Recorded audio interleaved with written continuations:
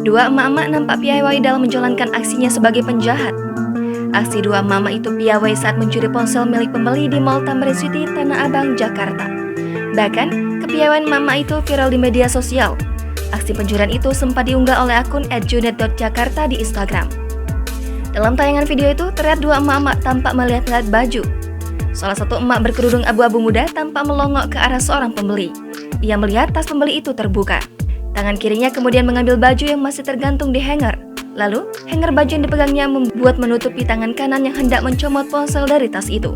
Temannya, berkerudung coklat muda, tampak berpura-pura memilih-milih baju di dekatnya untuk menutupi aksi pencurian itu. Usai berhasil mencomot ponsel dari tas pembeli itu, dua emak-emak itu berjalan santai meninggalkan toko tanpa membeli baju.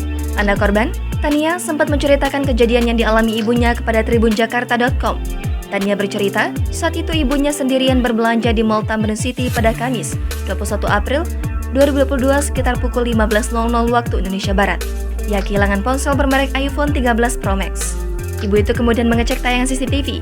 Ternyata benar, dua emak-emak yang mencuri ponsel miliknya. iPhone ibunya sempat dilacak melalui aplikasi Find My Phone. Korban sudah melaporkan kasus pencurian ini kepada pihak Polsek Tanah Abang di Jakarta Pusat.